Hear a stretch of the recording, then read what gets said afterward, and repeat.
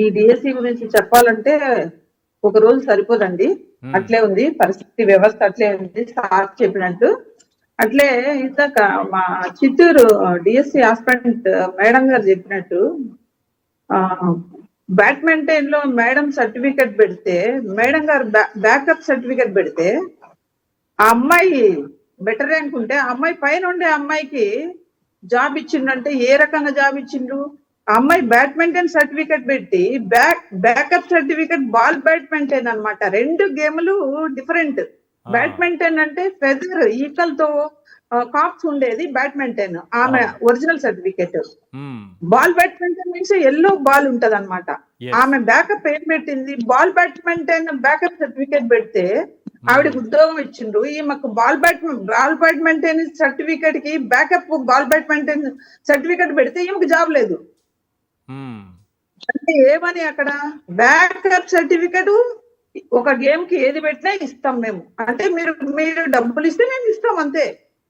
ఆమె డబ్బు కట్టింది, ఈమె డబ్బు కట్టి ఉండకపోవచ్చు అంతే. అక్కడ తేడా ఏం లేదు. అక్కడ మనం ఓపెన్ గా మాట్లాడుకోవాలి ఇక్కడ అంతే సార్. బ్యాకప్ బాల్ బ్యాడ్మింటన్ కి బ్యాకప్ ఆమె బ్యాడ్మింటన్ సర్టిఫికెట్ పెట్టింది, అది తప్పు కదా మరి. అంటే సరిగా చూడలేదా, వెరిఫికేషన్ సరిగా చేయలేదా? మరి ఎంత దారుణం అండి ఇది. ఎస్ఏ అసలు ఫిజికల్ ఎడ్యుకేషన్ కి అవమానమైన దారుణం జరిగిపోయింది ఈ డిఎస్సి. ఇంత ఘోరమైన స్కామ్, భయంకరమైన ఫ్రాడ్ చెప్పుకుంటే సిగ్గు పోతది మాకు. ఒక స్పోర్ట్స్ పర్సన్ దుర్గయ్య అనే అతనికి గోల్డ్ మెడల్ ఉంటే ఆయనకి ఉద్యోగం లేదు. నేషనల్ ప్లేయర్స్ కి ఉద్యోగాలు లేవు మాలాంటి వాళ్ళకి. పార్టిసిపేట్ ఇంటర్ కాలేజ్ కాలేజీలో సార్ ఇవ్వండి, ఒక్క నిమిషం ఆగండి సార్ చెప్తా.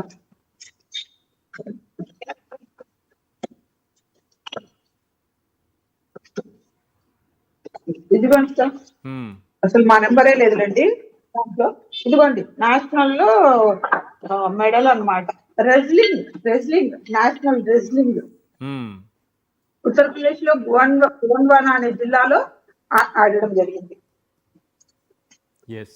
National wrestling. ఇంకేంటి ఇంత ఈ లెవెల్లో మేము నేషనల్ లెవెల్లో గేమ్ ఆడినా కూడా మాకు ఉద్యోగాలు లేవు. ఇంటర్ కాలేజ్ జట్ అంటే ఒక కాలేజీ పక్కన ఉండే కాలేజీ వాళ్ళు ఒక కాలేజీలో జరిపే ఆ టోర్నమెంట్ కు వాల్యూ ఉందన్నమాట. పార్టిసిపేషన్ కి వాల్యూ ఉంది. అదే జగన్ సార్ చెప్పినట్టు పార్టిసిపేషన్ ఊరికి ఆడతారు అంతే. వాళ్ళు విన్నర్స్ రన్నర్స్, వాళ్ళు గెలిచిన వాళ్ళు గెలవలేదు అనేది సెకండరీ.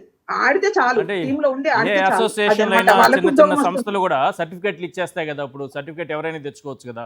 పార్టిసిపేషన్ అంటే ఈజీ కదా అది. అంతే కదా సార్. డబ్బులు ఇప్పుడు వీళ్ళందరూ జూడో, సాఫ్ట్ బాల్ వీళ్ళందరూ ఫ్రెంచ్ కొన్నోళ్ళే మరి. వీళ్ళందరూ కొన్నోళ్ళే సార్. మరి లేకపోతే 421 స్పోర్ట్స్ పర్సన్స్ ఒరిజినాలిటీ ఉంటే వాళ్ళు మరి మీడియా ముందుకు రావచ్చు కదా. మా ఒరిజినాలిటీ ఇదండి, మా బ్యాకప్ ఇదండి, మా నేషనల్ ఇదండి, మా స్టేట్ ఇదండి, ఇంటర్ డిస్ట్రిక్ట్ ఇదండి, డిస్ట్రిక్ట్ ఇదండి రావచ్చు. మీడియా ముందు పెట్టచ్చు కదా, మీడియా ముందుకు రావచ్చు కదా. మరి మేము ఇది ఆడినాం, మేము ఒరిజినల్ గా ఆ ఇయర్ ఆడినాము, ఇయర్ ఆడినామని ఇయర్ చెప్పచ్చు కదండి.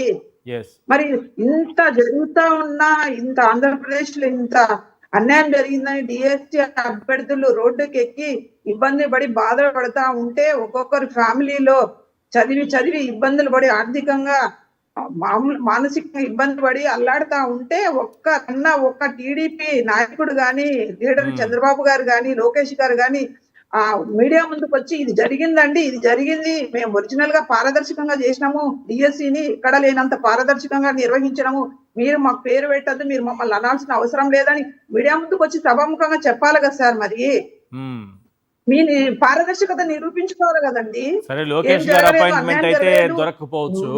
స్థానికంగా ఉండేటటువంటి టీడీపీ నాయకులు వీళ్ళు ఏమన్నా కలిస్తే ఏమన్నా ప్రయోజనం ఉంటుంది అనుకుంటారా? ఈ లెక్కన గల్లీలో ఆడుకున్నా కూడా డబ్బులు ఇస్తే మీకు మాకు పోస్ట్ ఇస్తారా? మాకు తెలియదు కదా ఆ విషయాలు.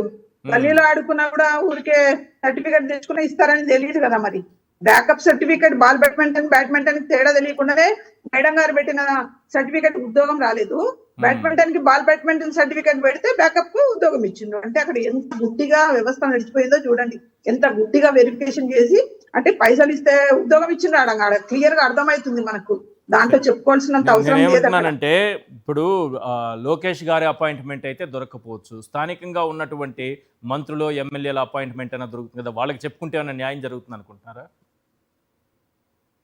అసలు మొత్తం సారేగా సార్ నడిపేది, కథ నడిపేది సార్ అయితే వాళ్ళకి చెప్పినా ఒకటే చెప్పకున్నా ఒకటే. ఏం చేస్తారు సార్ వాళ్ళంతా? ముందు వాళ్ళకు ఉందా అక్కడికి వెళ్ళి మాట్లాడేంత సీన్ లేదు కదా అక్కడ. లోకేష్ గారిని అడిగే దొమ్ము ధైర్యం ఎదుర్కొని సార్ చెప్పండి మరి. మరి ఇంత రాష్ట్రంలో నేను ఒక క్వశ్చన్ అడుగుతా డైరెక్ట్ గా గవర్నమెంట్ చెప్పాలి మరి. ఇంత అన్యాయం జరిగిందని రోడ్డుకెక్కి రచ్చ చేసి బాధపడి వాళ్ళు కలెక్టర్ చుట్టూ మాట్లాడి వాళ్ళు ఇబ్బందులు పడతా ఉంటే కనీసం ఒక ఎమ్మెల్యే గాని ఒక ఎంపీ గాని తర్వాత లోకేష్ గారు గాని చంద్రబాబు గారు గాని మీడియా ముందుకు వచ్చి ఇది ఎందుకు జరిగింది, మేము పారదర్శకంగా చేసినాం కదా అని వచ్చి వాళ్ళు సభాముఖంగా మీడియా ముఖంగా చెప్పాలి కదా, వివరించాలి కదా. రావడం లేదు అంటే తప్పుకొని తిరుగుతున్నారు అంటే మీరు పక్కా స్కామ్ చేసిండ్రు. మీరు ఫ్రాడ్ జరిగింది కాబట్టి ఎవరికి ఇచ్చుకున్నారో ఆ లిస్ట్ బయట పెట్టడం లేదు. మీరు పెట్టిన ఎక్కడ డిఎస్సి మొదలు పెట్టినప్పటి నుంచి కాల్ లెటర్స్ దగ్గర నుంచి సెలక్షన్ లిస్ట్ వరకు అర్ధరాత్రి 1 గంటకు ఇచ్చిండ్రు. మరి ఎందుకు ఇచ్చిండ్రు అర్ధరాత్రి 1 గంటకు? తెల్లవారితే ఇవ్వచ్చు కదండి. ప్రతి కాల్ లెటర్ కానించి తర్వాత సెలక్షన్ లిస్ట్ వరకు అర్ధరాత్రి పూట ఎందుకు పెట్టాలి సార్? మరి డే టైమ్ లో పెట్టచ్చు కదా, 9 గంటలకు పెట్టచ్చు కదా, సాయంత్రం 5 వరకు చూసుకుంటాం కదా. ఇవన్నీ స్కాములు కాకుంటే ఏంటి సార్ మరి? మీ విషయంలో ఏం జరిగింది? అవును సార్, నాకు స్పోర్ట్స్ కోటాలో లేదు జాబ్, నా జాబ్ లేదు. మరి మీరు రెజ్లింగ్ నేషనల్ లెవెల్లో ఆడారు కదండి, మెడల్ మీ చేతిలో మెడల్స్ ఉన్నాయి, సర్టిఫికెట్లు ఉన్నాయి, ఇవ్వాలి కదా మరి. విషయం మాస్ కాపింగ్ జరిగింది. ఎస్ఏపిఈలో ఒక 20 ప్రశ్నలు తప్పులు, మొత్తం తప్పులు మల్టిపుల్. 20 ప్రశ్నలకి దాదాపు 1, 2, 3, 4 ఏది పెట్టినా రైటే. ఏది పెట్టినా రైటే. 2 పెట్టినా నేను రైటే, నా వెనకాల అతను 3 పెట్టినా రైటే, నా ముందు అతను 4 పెట్టినా రైటే. అది ఎట్లా? ఒక పేపర్ సెట్టర్ పేపర్ తయారు చేసేటప్పుడు దానికి ఒక బ్లూ ప్రింట్ ఉంటుంది, ఆ బ్లూ ప్రింట్ ప్రకారం తయారు చేయాలి. అదంతా లేకుండా ఇష్టం వచ్చినట్టు దాన్ని బేస్ చేసుకొని లేకుండా పేపర్ తయారు చేసి 20 ప్రశ్నలు తప్పించి మమ్మల్ని అన్యాయం చేసిండు. మరి మేము ఎవరిని అడగాలి? 300 మంది కోర్టులో కేసులు పడ్డాయి. మీరందరూ ఒక్కటి మిస్ అయ్యారు నాకు అనిపిస్తోంది. సరే, చాలా మంది ప్రతిపక్ష నేత దగ్గరికి వెళ్ళారు, జగన్మోహన్ రెడ్డి గారిని కలిశారు, చెప్పుకున్నారు. కానీ పవన్ కళ్యాణ్ గారు ఉన్నారు కదా, ఆయన ఎక్కడైనా అన్యాయం జరిగితే వచ్చి ప్రశ్నిస్తారు కదా, ఆయన దృష్టికి ఇది వెళ్ళలేదేమో అని నాకు అనిపిస్తోంది. అయ్యో సార్, పవన్ కళ్యాణ్ దగ్గరికి వెళ్ళాల్సిన అవసరం లేదు సార్. ఆయన ఆంధ్రప్రదేశ్ లో లేరు, మీకు తెలియదు సార్. ఆయన ఆంధ్రప్రదేశ్ లో లేరు. ఆంధ్రప్రదేశ్ కు డిప్యూటీ సీఎం గారే, కానీ ఆయన ఆంధ్రప్రదేశ్ లో ఉండరు.